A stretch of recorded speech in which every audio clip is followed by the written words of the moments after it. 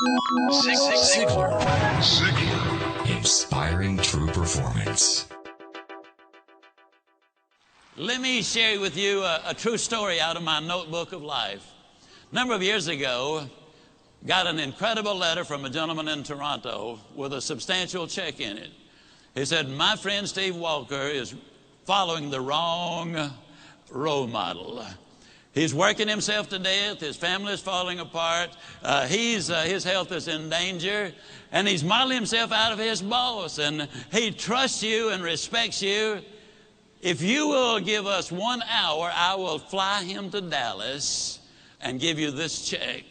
Wouldn't you love to have a friend like that? I sent the check back and I said, come on down. Steve and I had quite a little talk.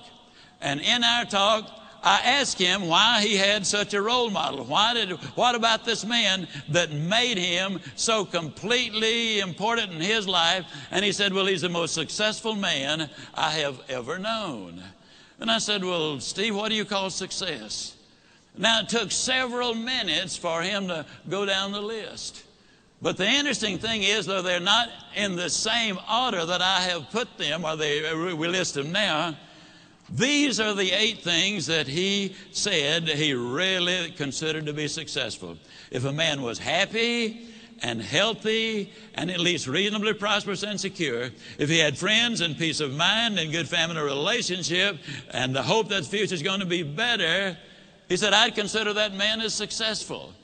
Now I'm going to really encourage you to take some notes right here. And all I want you to do, and you'll be the only one that'll see it, somewhere right as I go down the list, write whether you get a plus on that one or a minus on that one.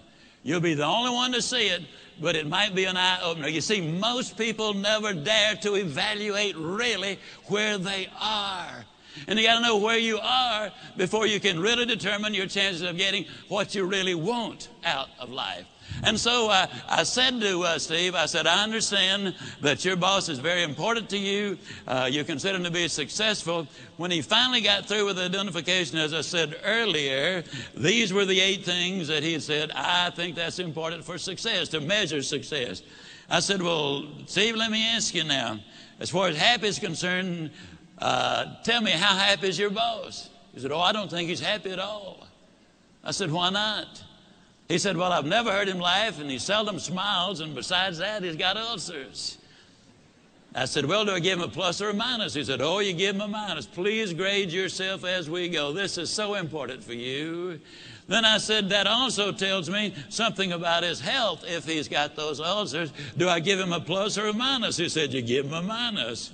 I said, that also says something, Steve, about his peace of mind, because you don't get ulcers because of what you eat, but what's eating you. I said, do we give him a plus or a minus? He said, we give him a minus. I said, Steve, I've asked you one question about what success is, what balance is, what's important to you. One question, and your boss comes up with 3 minuses. I said, tell me how prosperous he is. He said, man, he's got money running out of his ears, and he's getting more every day.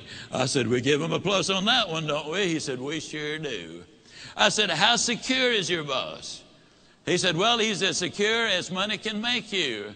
And I said, well, Steve, let me ask you, did you read where 2 billionaire brothers here in Dallas went bankrupt? I said, how does your boss compare? Oh, man, he doesn't have that kind of money. Did you read where our ex-governor was worth $100 million at one point? He's now bankrupt. How does your boss compare? Oh, he doesn't have that kind of money. Now, understand, Steve equated security with corporate position and bucks in the bank.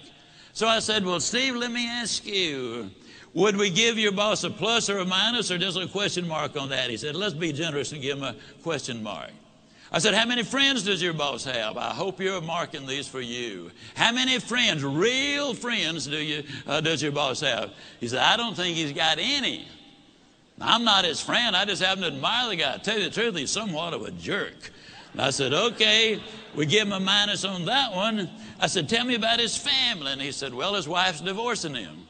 Well, that one's easy to answer. I said, how much hope does he have for the future? He said, well, before I started talking to you, I thought he had a lot. But right now, I don't think he's got any.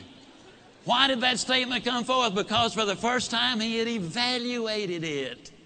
That's what we need to do. Evaluate where we are. Are we investing our time properly, using our resources properly? What will the end results be? Well, then I said to Steve when that was over, we give him the minus there. I said, Steve, of the 8 things that you consider marks of success, he gets 1, 2, 3, 4, 5, 6 minuses. He gets 1 plus and 1 question mark. I asked Steve a question. I'm going to ask you the same question. Steve, would you swap places with your boss right now, knowing what you know?